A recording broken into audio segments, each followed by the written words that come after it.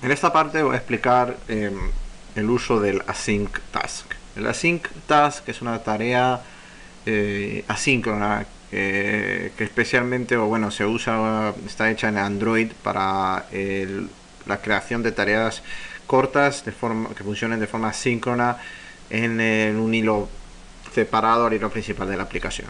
El mejor ejemplo de una tarea asíncrona es las tareas de descarga de ficheros, donde tenemos en gran parte de los casos la descarga de un fichero que depende de varias variables externas a la aplicación. La dependencia más clara es en la velocidad de conexión, que a veces puede variar si estamos especialmente en un móvil. Entonces, el uso de una sync task es fundamental cuando queremos hacer en su gran mayoría actividades basadas en conexión con servidores externos y que dependemos de muchos factores, lo que nos impide calcular precisamente en qué momento se acaba la tarea. En el ejemplo que di en clase, o por lo menos en la actividad que di en clase, les pedí que me hagan una async task que se comunique por JSON con con el fichero que estáis viendo, que tenéis con un fichero PHP que tengáis en desarrollo de la actividad de acceso a datos. Lo que vamos a ver aquí es el ejemplo de un async task que funciona con JSON. Primero, las async tasks hay que identificar cuatro métodos fundamentales. El primero, antes de que se nos pase on progress update. El primer método fundamental es el onPreExecute. El onPreExecute es el método que se ejecuta cuando arranca la tarea. Es un método que nos permite crear, definir objetos iniciales previas a la ejecución de la tarea.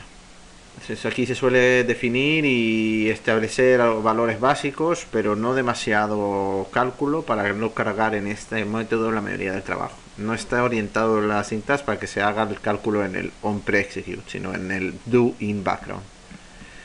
Una vez se acaba el onPreExecute, se entra al do in background. ¿Qué es el do in background? El do in background es el método fundamental y principal de la async task. Esto es como el run en el task normal. Como variable de entrada, en este caso tiene un array de strings. Esto es una forma de presentar array de strings. ¿Dónde se establece este? Aquí, en el primer campo. En el primer campo, cuando nosotros establecemos que una tarea nuestra extiende de async task, le ponemos que el primer tipo en el primer campo es de tipo string. Aquí podemos poner de cualquier tipo, no solamente de tipo string.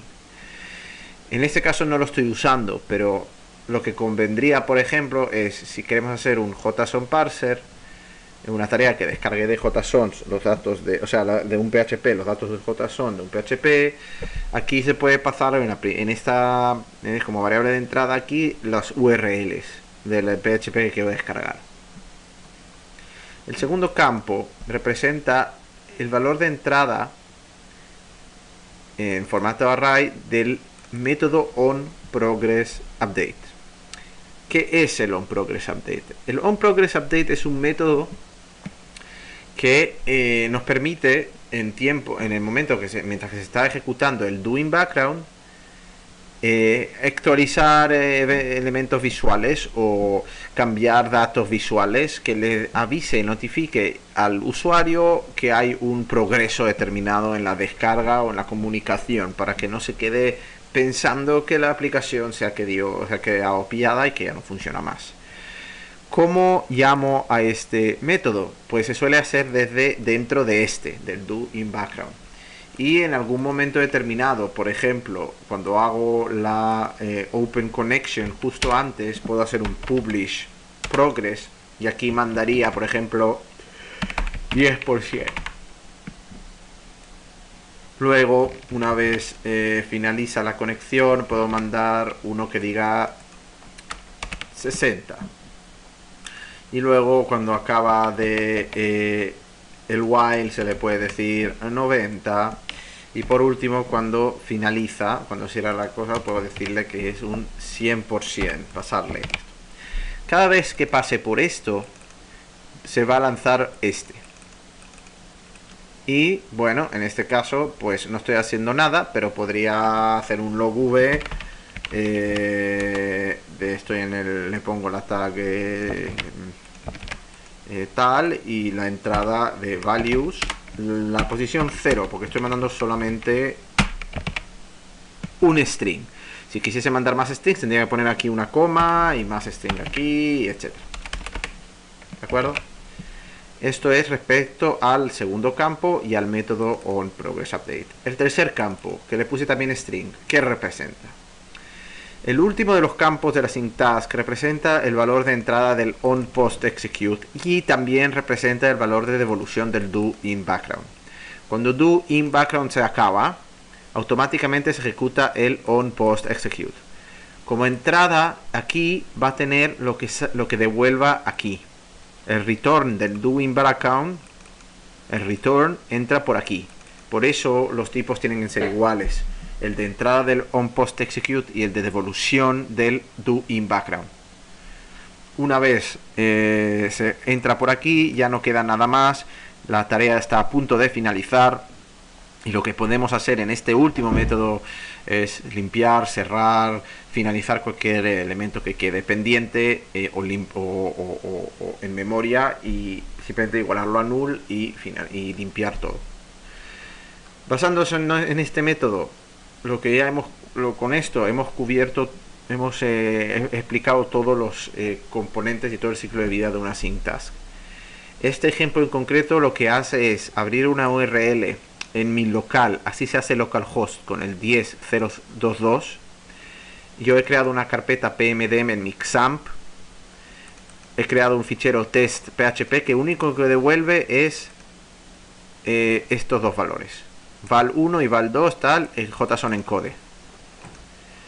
La devolución, pues primero aquí hago, por ejemplo, para el log, para ver si imprimo aquí el URL, luego hace todo un proceso de abrir una con la URL, abrir una conexión, open connection, luego cuando ya se abre la conexión hace un input stream in buffered input stream y va leyendo línea por línea lo que vaya entrando.